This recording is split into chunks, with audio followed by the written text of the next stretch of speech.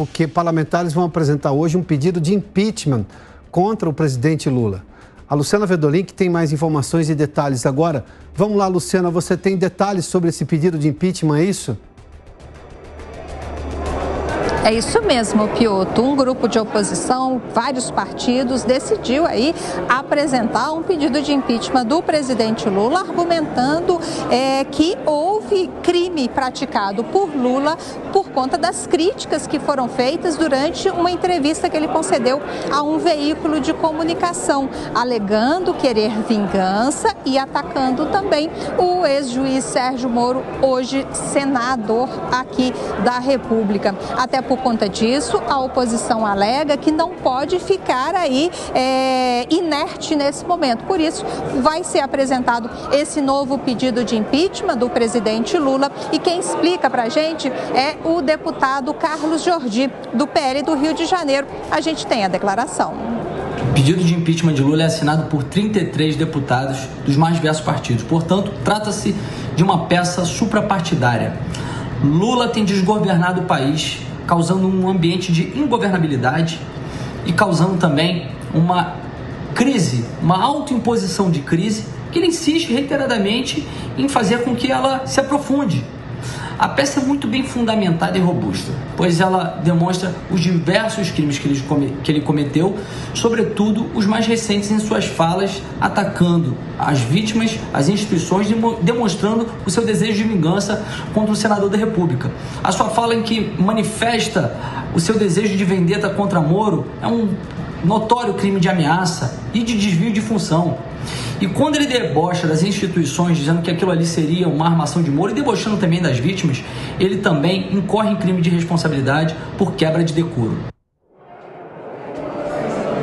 Nessa entrevista, Lula até disse que não indicaria e não aceitaria a lista tríplice que está sendo formada pelo Ministério Público para a indicação do novo Procurador-Geral da República, porque não gostou da postura do Ministério Público durante o tempo em que esteve preso lá em Curitiba. Vale ressaltar que aqui na Câmara já existem cerca de 6 pedidos de impeachment do presidente e os líderes, da oposição já avisaram que o objetivo agora é pressionar o presidente da Câmara, o deputado Arthur Lira, a dar prosseguimento a esses pedidos. Hoje, na Comissão de Segurança Pública e Combate ao Crime Organizado, foi aprovada uma nota de repúdio pela suposta falta de decoro do presidente Lula em relação à operação da Polícia Federal que prendeu lideranças do PCC.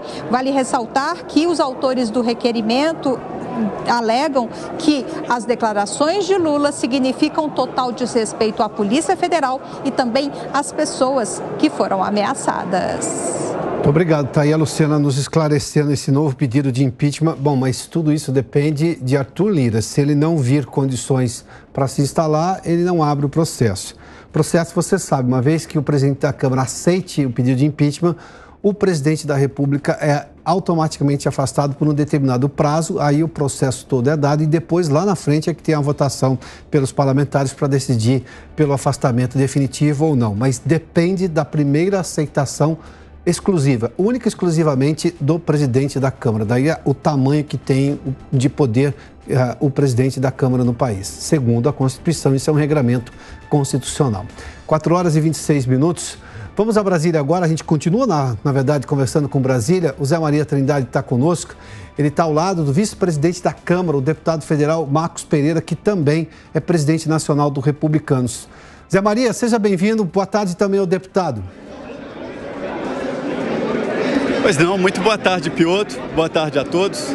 Exatamente. O deputado Marcos Pereira é presidente do Republicanos e vice-presidente daqui da Câmara dos Deputados.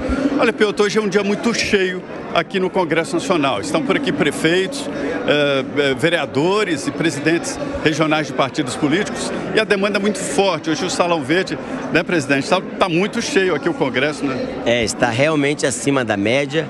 Nós estamos vivenciando neste momento a marcha a marcha dos prefeitos e então os prefeitos estão todos aí basicamente do Brasil inteiro.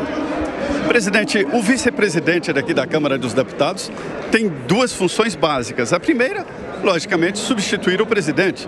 A segunda são requerimentos e informações. Como está a sua mesa neste momento sobre requerimentos e informações do governo? Olha, Zé Maria, um abraço para o Piotr e todos que estão nos acompanhando aqui pela Jovem Pan News. É uma demanda diária. Eu estava agora, antes de começarmos aqui a nossa entrevista, conversando com você, enquanto aguardávamos a nossa participação, lhe explicando que no início do governo do presidente Bolsonaro, a oposição apresentou nos 2 primeiros meses exatamente uma quantidade muito parecida com que a oposição atual está apresentando de requerimentos de informações em relação ao governo do presidente Lula. São quase 800 requerimentos de 1º de fevereiro até agora. Tem um alvo assim maior dos deputados? Não tem um alvo específico. Todos os ministros são alvos e são objetos de requerimento de informação. Quando, óbvio, acontece alguma coisa mais polêmica, isso acaba, obviamente, virando um alvo específico de muitos outros. Por exemplo, o ministro da Justiça, Flávio Dino, eu vejo que é um que sempre tem demandas para a pasta dele, até porque envolve questões da justiça, da segurança pública principalmente. Tem uma bancada aqui da segurança pública que está fortalecida, que tem um número de deputados muito maior do que tinha na legislatura passada. Tem também ministro dos Direitos Humanos. Essas pautas mais ideológicas sempre acabam sobrepondo as demais. Deputado, a vice-presidência é responsável também por mudanças no regimento interno daqui da Câmara dos Deputados. Elabora projetos de resolução que naturalmente são votados num plenário. Há uma demanda de mudar o regimento, agilizar, né, evitar o chamado kit obstrução. Ou seja, são as apelações seguidas que acabam atrasando as sessões. Se houver possibilidade de simplificação do regimento ou definir que os partidos não falem, a não ser que seja em nome do bloco, como o senhor acha que deve se proceder essa tentativa de mudar o regimento?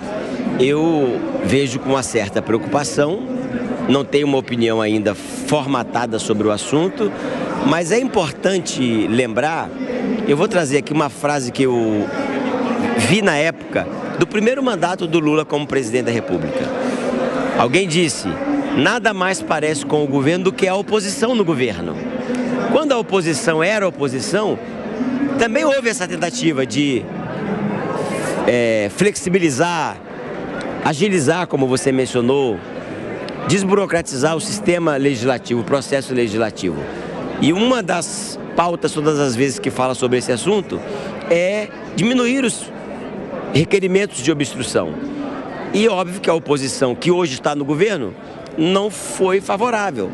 Agora acontece a mesma coisa, como aquela oposição hoje é governo, pensa-se em fazer isso.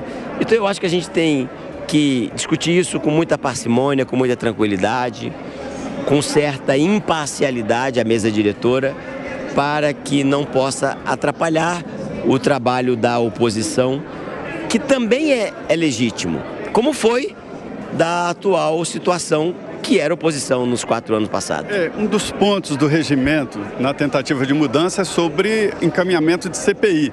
E agora há inclusive a proposta de impeachment, né? Como é que o senhor vê esse processo aqui no Congresso Nacional? Todas as mudanças têm que ser muito amplamente debatidas, eu penso desta forma, porque senão daqui a pouco muda o governo novamente, entra um governo de um outro espectro político e vai se querer mudar tudo novamente. Eu não sou refratário a nenhuma mudança, desde que ela seja amplamente debatida e haja uma ampla maioria favorável. Zé. Piotr, você pode fazer a pergunta para o deputado que eu transmito, pois não? Tá, Zé Maria, agradeço uma vez mais o deputado Marcos Pereira por nos atender gentilmente aqui. Meu questionamento é justamente chegou mais um pedido de impeachment contra o presidente Lula. Eu queria saber do deputado, isso é uma prerrogativa do presidente da Casa, ele é vice-presidente da Câmara, se esse assunto é normalmente debatido com ele, além, obviamente, de todos esses pedidos de CPI, como é que vai se processar isso? Porque há um desejo da sociedade de transparência em vários assuntos, seja lá o caso do dia 8, agora recentemente dessa ameaça ao senador Sérgio Moro, seja de uma facção criminosa. Qual exatamente o posicionamento dele? Por gentileza, Zé. Presidente, o Piotr pergunta sobre o processo de impeachment, né? Se há um debate interno na mesa, se o presidente consulta o senhor sobre o encaminhamento, que eu disse, do processo de impeachment, e como seria esse encaminhamento desse pedido de impeachment contra o Lula?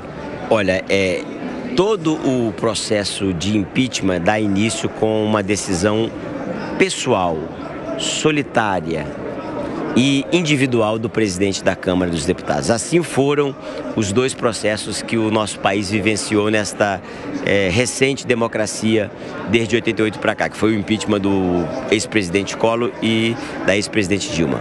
Não há uma consulta, eu acho que não deve haver uma decisão solitária, porque decisões difíceis têm que ser tomadas no alto da sua reflexão. Presidente, eu agradeço muito a sua vinda aqui para falar com a Jovem Pan. Eu sei que sua mesa está lotada. Eu vi a antessala do seu gabinete lotada e o senhor veio aqui falar com os ouvintes da Jovem Pan. Obrigado, presidente. Eu agradeço o convite, estou à disposição para outras oportunidades. É sempre bom falar com vocês e esclarecer temas importantes aqui de interesse do povo brasileiro. Muito obrigado. É isso, Piotr. Obrigado.